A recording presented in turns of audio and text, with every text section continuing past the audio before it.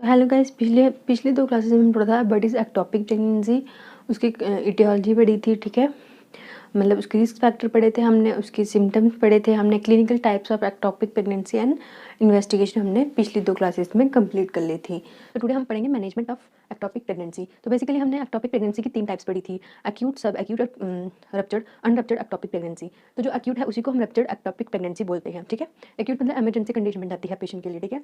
तो सबसे पहले हम पढ़ेंगे management of acute ectopic pregnancy, then हम पढ़ेंगे management of unruptured ectopic pregnancy, ठीक है। अगर एक्टोपिक प्रेगनेंसी रप्चर्ड हो गया तब कैसे इसको मैनेज करेंगे, और अगर रप्चर्ड नहीं हुई है तो तब कैसे हम इसको मैनेज करेंगे, ठीक है। तो पहले हम पढ़ेंगे एक्यूट एक्टोपिक मतलब रप्चर्ड हो गई है तो उसका मैनेजमेंट पढ़ेंगे, ठीक है। अगर एक्टोपिक प्रेगनेंसी रप्चर्ड हो गई है मतलब इमरजेंसी कंडीशन है, तो उस कंडीशन में हम क्या करेंगे, पेशेंट को रिससिटेशन प्लस लैप्रोटॉमी साइमल्टेनियसली करेंगे। मतलब उसको रिससिटेट भी करेंगे और साथ साथ में उसको उसकी लैप्रोटॉमी भी करेंगे हम, ठीक है। ये नहीं है कि जब पेशेंट आया तो पहले हम उसकी रिससिटेशन करेंगे, फिर वेट करेंगे, फिर लैप्रोटॉमी करेंगे, नहीं, एक साथ हम उसकी रिससिटेशन भी करेंगे, उसकी लैप्रोटॉमी भी करेंगे, ठीक है। रिससिटेशन का मतलब है बेसिकली कि हम पेशेंट को एंटी शॉक ट्रीटमेंट देंगे। क्यों? क्योंकि पेशेंट को सीवियर ब्लड लॉस हुआ होगा, जिसकी वजह से क्या होगा कि पेशेंट जो शॉक में जा सकता है, तो इसलिए हम पेशेंट का क्या करेंगे, एंटी शॉक ट्रीटमेंट करेंगे। एंटी शॉक ट्रीटमेंट में हम क्या करेंगे, पेशेंट को आरएल दे सकते हैं, ठीक है। पेशेंट के लिए हम ब्लड अरेंजमेंट कर सकते हैं, ब्लड ट्रांसफ्यूजन के लिए, ठीक है। और सेकंड क्या है कि हम पेशेंट की लैप्रोटॉमी करेंगे। लैप्रोटॉमी बेसिकली क्या है कि हम पेशेंट के एब्डोमेन पे लार्ज इंसिजन देंगे, ठीक है। लार्ज इंसिजन देने के बाद हम क्या करेंगे, पेशेंट को इंसिजन देने के बाद हम पेशेंट की फॉलोपियन ट्यूब तक रीच करेंगे, ठीक है। जहाँ पे ब्लीडिंग हो रही होगी उस साइड पे पहुंचेंगे, ठीक है। जब हम ब्लीडिंग साइड पे पहुंच जाएंगे तो क्या करेंगे, हम जहाँ पे हम हमारा जो प्रोडक्ट ऑफ कंसेप्शन है वो तो हमें नहीं मिलेगा, तो वहाँ पे बेसिकली ट्यूब रप्चर हो गई होगी, तो हम उस साइड पे जाएंगे और वहाँ पे हम क्या करेंगे, ट्यूब को क्या करेंगे, क्लैम्प करेंगे, ठीक है। फॉलोपियन ट्यूब को क्लैम्प करेंगे और क्लैम्प करने के बाद हम क्या करेंगे, उसको सेल्फ इंजेक्टिंग कर देंगे। मतलब जो अफेक्टेड पोर्शन है उसको कट कर देंगे, ठीक है, उसको रिमूव कर देंगे। मतलब सेल्फ इंजेक्टमी का मतलब है कि जो फॉलोपियन ट्यूब है उसको क्लैम्प करके और उस फॉलोपियन ट्यूब को हम रिमूव कर देंगे, ठीक है। और यही इसका डेफिनेटिव ट्रीटमेंट है, किसका, रप्चर्ड एक्टोपिक प्रेगनेंसी का डेफिनेटिव ट्रीटमेंट क्या है कि हम उसकी सेल्फ इंजेक्टमी करेंगे। मतलब लैप्रोटॉमी क्या है, एक रास्ता है जिस रास्ते से हम फॉलोपियन ट्यूब तक पहुंचेंगे, और फिर फॉलोपियन ट्यूब में जब हम पहुंच गए, उस तक पहुंच गए, तो फिर हम क्या करेंगे, उसकी सेल्फ इंजेक्टमी करेंगे। मतलब उस ट्यूब को, जिस ट्यूब में प्रेगनेंसी होगी उस ट्यूब को ही हम क्या करेंगे, रिमूव कर देंगे, ठीक है। सेल्फ इंजेक्टमी क्या है कि मान लो ये हमारी क्या है, फॉलोपियन ट्यूब है, ठीक है। यहाँ पे कहीं क्या है, एक्टोपिक प्रेगनेंसी है, तो हम पहले ट्यूब को क्या करेंगे, क्लैम्प करेंगे और फिर इस ट्यूब को कट कर देंगे, ठीक है। विद जहाँ से रप्चर हुई होगी पूरी ट्यूब को हम कट करेंगे, उसको बोलेंगे हम सेल्फ इंजेक्टमी, ठीक है। ये इसका डेफिनेटिव ट्रीटमेंट है रप्चर्ड एक्टोपिक प्रेगनेंसी का, ठीक है।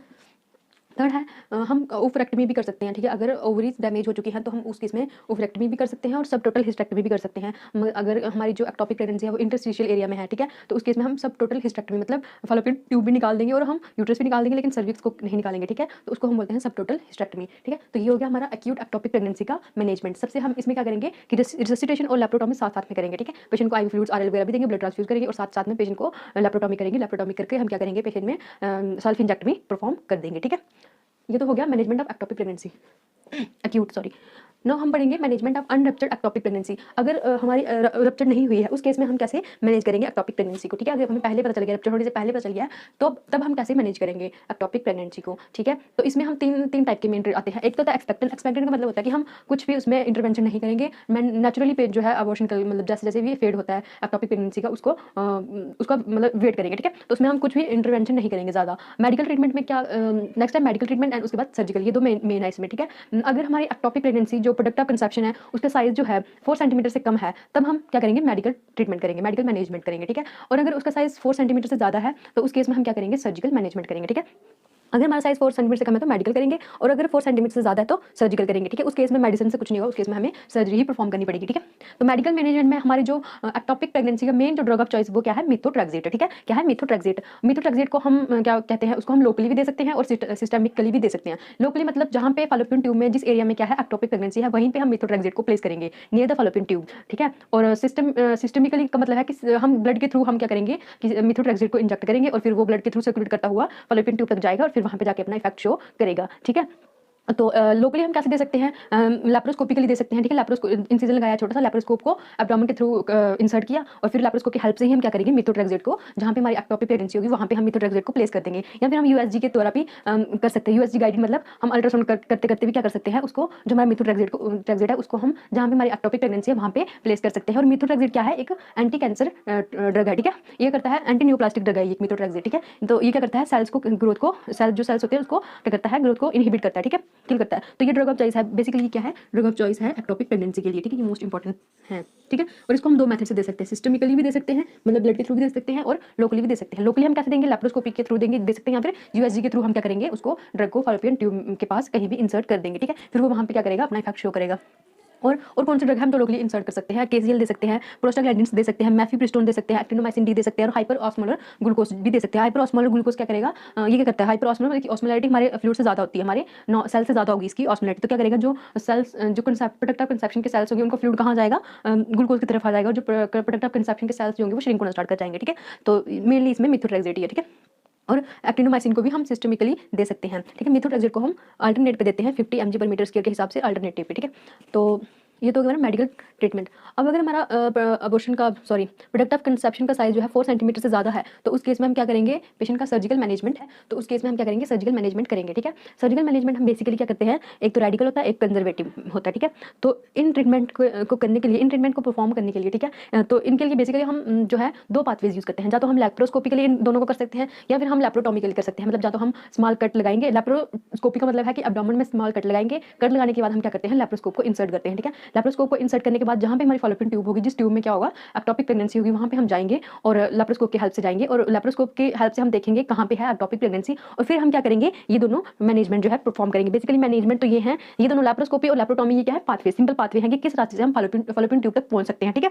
तो एक तो होगा लैप्रोस्कोपी और दूसरा होगा लैप्रोटॉमी। लैप्रोटॉमी मतलब लार्ज इंसिजन लगाएंगे और हम नेक्ड आई से उस जहाँ पे हमारी एक्टोपिक प्रेगनेंसी होगी उसको विजुअलाइज करेंगे, और फिर हम क्या करेंगे, उसको ये दोनों ट्रीटमेंट जो है, मैनेजमेंट जो है वो परफॉर्म करेंगे, ठीक है। अब हम रास्ता तो हमें मिल गया कि किस रास्ते से हम फॉलोपियन ट्यूब तक जाएंगे, ठीक है। 2 रास्ते हैं, या तो लैप्रोस्कोपिकली या तो लैप्रोटॉमी कर सकते हैं, ठीक है। तो अगर जब हम फॉलोपियन ट्यूब के पास पहुंच जाएंगे तो हम क्या करेंगे, रेडिकल और कंजर्वेटिव मैनेजमेंट कर सकते हैं, ठीक है। रेडिकल का मतलब है कि होल जो फॉलोपियन ट्यूब है उसको हम निकाल देंगे, ठीक है, कुछ भी नहीं छोड़ेंगे, सब कुछ निकाल देंगे फॉलोपियन ट्यूब का, ठीक है। तो इसमें मेन आता है हमारा सल्फिंजेक्टमी, ठीक है, ये हमारा क्या है, मेन ट्रीटमेंट है, ठीक है। सल्फिंजेक्टमी का मतलब है कि पूरी फॉलोपियन ट्यूब को हम रिमूव कर देंगे, ठीक है। और कंजर्वेटिव मैनेजमेंट का मतलब है कि हम फॉलोपियन ट्यूब को नहीं निकालेंगे, पूरी फॉलोपियन ट्यूब को नहीं निकालेंगे हम, ठीक है। कंजर्व का मतलब क्या होता है कि कंजर्व बचा कर रखेंगे हम फॉलोपियन ट्यूब को। तो कंजर्वेटिव मैनेजमेंट में हम क्या करते हैं, सेगमेंटल रिसेक्शन करते हैं, ठीक है, सल्फिंजोस्टॉमी करते हैं, सल्फिंजोटॉमी करते हैं, और फिम्ब्रे एक्सप्रेशन करते हैं, ठीक है। सेगमेंटल डिसेक्शन क्या होता है, इसमें हम क्या करते हैं, मान लो ये क्या है हमारी सेगमेंटल डिसेक्शन, क्या होता है कि ये हमारी क्या है, फॉलोपियन ट्यूब है, ठीक है। यहाँ पे क्या है, हमारा प्रोडक्ट ऑफ कंसेप्शन है, ठीक है। तो सेगमेंटल डिसेक्शन मतलब सेगमेंट को रिसेक्ट करेंगे, थोड़े से सेगमेंट को, फॉलोपियन के थोड़े से सेगमेंट को क्या करेंगे, रिसेक्ट मतलब रिमूव करेंगे, और देन जो बचा हुआ पार्ट होगा उसको हम क्या करेंगे, एनास्टोमोसिस मतलब उसको हम क्या करेंगे, आपस में ज्वाइन कर देंगे, ठीक है। इसको हम बोलते हैं रिसेक्शन, और इसको बोलते हैं जो बचा हुआ पोर्शन है ये वाला और ये वाला, इसको हम क्या करेंगे, एनास्टोमोसिस कर देंगे, मतलब इन दोनों को ज्वाइन कर देंगे। और सल्फिंजेक्टमी में हम क्या करते हैं, पूरी फॉलोपियन ट्यूब को ही क्या कर देते हैं, कट कर देते हैं, ठीक है। इन दोनों में ये फर्क है, सल्फिंजेक्टमी में होल फॉलोपियन ट्यूब को रिमूव करेंगे, और सेगमेंटल रिसेक्शन में थोड़े से सेगमेंट को, फॉलोपियन बाकी तो बचा रहेगा, ठीक है, थोड़े सेगमेंट को रिमूव करेंगे, रिमूव करने के बाद हम क्या करेंगे, जो बाकी जो हेल्दी पोर्शन है उसको एनास्टोमोसिस कर देंगे, मतलब ज्वाइन कर देंगे हम सिंपली, ठीक है। और सेकंड वन है सल्फिंजोस्टॉमी। इन दोनों में क्या फर्क है, इसमें ऑस्टॉमी है और इसमें ओटोमी है, ठीक है। तो सल्फिंजोस्टॉमी है, इसमें हम क्या करेंगे, फॉलोपियन ट्यूब में इंसिजन लगाएंगे, और इंसिजन लगाने के बाद हम क्या करेंगे, प्रोडक्ट ऑफ कंसेप्शन को रिमूव करेंगे, और जो इंसिजन की जो हीलिंग है उसको हम ऑटोमेटिकली होने देंगे, मतलब उसकी हीलिंग जो है खुद ब खुद होगी, हम कुछ नहीं करेंगे, हम सिर्फ ब्लीडिंग को लेजर के थ्रू हम क्या करेंगे, ब्लीडिंग को स्टॉप कर देंगे, और जो इंसिजन बना होगा वहाँ पे, मान लो ये हमारी फॉलोपियन ट्यूब है, ठीक है। यहाँ पे हमने क्या किया, यहाँ पे इसको इंसिजन लगाया हमने, ठीक है, मान लो हमने इंसिजन लगाया। अब इस इंसिजन से हम प्रोडक्ट ऑफ कंसेप्शन को रिमूव कर देंगे, और इस इंसिजन को हम क्या करेंगे, ओपन ही रहने देंगे, ठीक है, खुद हील होगा ये। यहाँ पे हम सिर्फ ब्लीडिंग को स्टॉप करेंगे, ये इंसिजन खुद ही हील हो जाएगा, ठीक है। और यहाँ पे सल्फिंजोस्टॉमी में हम क्या करेंगे, ये फॉलोपियन ट्यूब हमने कट लगाया, और फिर हम इसको क्या करेंगे, सूचरिंग कर देंगे इसकी, ठीक है। इन दोनों में यही फर्क है, ऑस्टॉमी और सल्फिंजोटॉमी, इन दोनों में यही फर्क है। इसमें हीलिंग जो है वो खुद होगी, और इसमें हम क्या करेंगे, सूचर इंसिजन को जो हमारा इंसिजन होगा उसको सूचर कर देंगे आपस में, ठीक है, और फिर उसकी हीलिंग हो जाएगी, ठीक है। लास्ट में है फिम्ब्रे एक्सप्रेशन, या फिर इसको हम बोलते हैं फिम्ब्रे मिल्किंग बोलते हैं। मिल्किंग मतलब अगर हमारी जो मान लो जो हमारी क्या है एक्टोपिक प्रेगनेंसी जो है वो क्या है, अगर फिम्ब्रे के मतलब digital part of Fallopian tube के एंड पोर्शन में, मतलब मान लो ये फिम्ब्रे है, ठीक है, एंड पोर्शन में है, या तो इनफंडिबुलम में है या तो फिर कहीं एम्पुला के पास है, मतलब इस क्या बोलते हैं फिम्ब्रे के आसपास ही है, डिजिटल पार्ट में है। तो हम क्या करते हैं, इसको मैनुअली कंप्रेस करेंगे, ठीक है, इस प्रेगनेंसी को मैनुअली कंप्रेस करके क्या करेंगे, इस प्रोडक्ट ऑफ कंसेप्शन को हम क्या करेंगे, कंप्रेस करके इस रास्ते से ही बाहर निकालने की कोशिश करेंगे, क्योंकि यहाँ पे ओस्टिया होता है, ठीक है। तो इस रास्ते से हम इसकी ओपनिंग होती है, यहाँ पे ऐसे हाथ होता है ना, फिम्ब्रे ऐसे होते हैं ऐसे, और यहाँ पे सेंटर में क्या होती है, ओपनिंग होती है। तो हम यहाँ मान लो मेरी बाजू पाइप जैसी है, पाइप के अंदर कुछ गोला जैसा है, हम पीछे से उसको क्या करेंगे, कंप्रेस करेंगे, और वो गोला है यहाँ से ओपनिंग के थ्रू बाहर आ जाएगा, ठीक है। तो यही होता है यहाँ पे फिम्ब्रे एक्सप्रेशन और मिल्किंग में। तो ये था हमारा surgical management of ectopic pregnancy, ठीक है।